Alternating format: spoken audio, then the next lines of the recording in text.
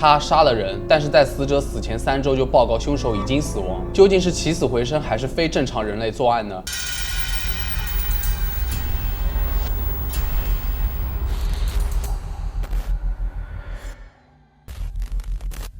Hello， 大家好，我是正正。今天咱们不讲灵异鬼怪，讲一下大家非常痴迷的时间旅行者，俗称穿越时空的人。在这里，我先给大家说一个发生在英国伦敦的离奇谋杀案，称为穿越时空的谋杀案。这起案件最奇怪的地方就是在警察经过调查后，发现凶手竟然比死者死的还要早。看之前别忘了点赞、收藏和分享哦，好久没有得到你们的关爱了。在1997年的英国伦敦，发现了一个被残酷谋杀的妇女的尸体。在法医实验后，一名医生发现了一些证据，这位身份不详的女性在被杀之前和凶手进行了搏斗，抓伤了凶手。因为在尸体的手指指甲盖下有留下杀手的皮肤组织，不过在当时 DNA 测试在那个时候没有什么意义，受到了许多污染，实际上是没有真正的用途。不过对于当时的检证科医生来说 ，DNA 仍然是抓捕罪犯的最佳途径。鉴定结果出来后，所有的人都大吃了一惊，因为死者竟然是被一个已经死了3周的人谋杀的，而且没有迹象表明这2个死者之间有过任何联系，也没有任何迹象表现他们曾经见过面。唯一有可能的情况是，检验样本被放置在法医实验室的时候被混合或者被污染了。鉴证科医生在一次报告中称，自己猜想是不是第2个死者的指甲样本可能贴错了标签，可能实际上一直都是第1位死者的。但是重新查看样本后，就发现情况并非如此。死者的指甲涂有特殊的豹纹图案，索取的指甲里的肉屑也是完全相同的。说的简单点，就是这个被谋杀的妇女手上的指甲找到了凶手身上的血肉组织，然而这名凶手却在3周前已经死亡。在检查实验室记录后，医生发现这2组样品从未同时离开过实验室，因此这也很难证明了他们有机会意外混合。但是2次样品采集也涉及到了许多不同的工作人员。尽管这2具尸体相距了数周才送到了尸检房，但是都是同一房间进行的尸检。就在医生检查停尸间记录时，还有个意外的发现：第1名受害者的尸体已经在冰箱里保存了好几周了。在第2名受害者的尸体到达停尸房的前一天，把第1具尸体从冰柜里取出，医生捡走了更多的指甲样本。第2天，医生又用同一把剪刀剪掉了第2名受害者的指甲。尽管这把剪刀是在2次使用前都被清洗过的，但是不能排除是否有一些遗传物质在清洗过程中留了下来，转移到了第2名受害者的指甲上。然后在随后的分析中，来自2个人的99.9%的 DNA 是相同的。警察脚下的鞋子走遍了整个谋杀现场，但今天却又一次破坏了重要的证据。如果发现了 DNA 或者指纹，那么即使是开膛手杰克的秘密也能得到解决了。实际上，在整个德国和法国，这个已经死亡的凶手已经犯下了40起谋杀案。在本案结束时，英国广播公司新闻发布了完整的报告，称该案件为一次时间旅行谋杀案。在欧洲，这种情况已经成为时间旅行杀手的神秘话题。而关于时间旅行这个话题，早在1911年就有莫伯利和乔丹事件，他们讲自己经历了时间旅行，并声称来到了1792年，而且作为了故事出版，在当时引起了很大的轰动，也受到了许多嘲笑。他们参观完凡尔赛宫，打算漫步花园进入小特里亚农宫，但是中途迷路，绕进了一条小路。于是他们声称见到了花园，因为他们来到了18世纪的后期，他们看到农民穿着肮脏的衣服，注意到一座废弃的农舍，而在那座农舍的外面是一个旧的犁地，那里生活的画面就像是杜莎夫人蜡像馆的场景。当时莫伯利没有观察小屋，但记得他感觉到气氛的变化，一切突然看起来都不自然，令人不愉快，甚至连树木都变得好像平淡无生命，没有光影的影响，也没有风搅动树木。他们还注意到一位女士在草地上画图，她穿着浅色的夏装和一顶白帽子，长着一头浓密的金发。莫伯利一开始以为她也是游客，但裙子看着很过时。事后，莫伯利认为那位女士是1793年去世的玛丽女王。他们的书出版后，成为了证明时间旅行的畅销书，但也被批评他们发烧了在胡说八道。其实我们比较熟悉的好莱坞演员尼古拉斯凯奇也有理论认为他们可能是时间旅行者或者是不朽的吸血鬼。虽然听着很荒谬，但是整个理论还真能找到点所谓的证据支持呢。首先，在2011年发现了一张神似尼古拉斯凯奇的照片，是1870年田纳西绅士穿着内战时代军装的照片。还有一张是在墨西哥历史书上找到的，在19世纪墨西哥皇帝马克西米利安一世，也是有不可思议的相似啊。好了，关于时间旅行的话题就讲到这里了，我相信你们一定意犹未尽。今天的风格不走灵异都市传说，喜欢的记得在弹幕里回复，又或者在评论区留下你们对于时间旅行的看法。如果反响好，那别忘记点赞、收藏、加关注哦。之后还会有更多的奇闻异事。我是正正，那我们下期再见吧。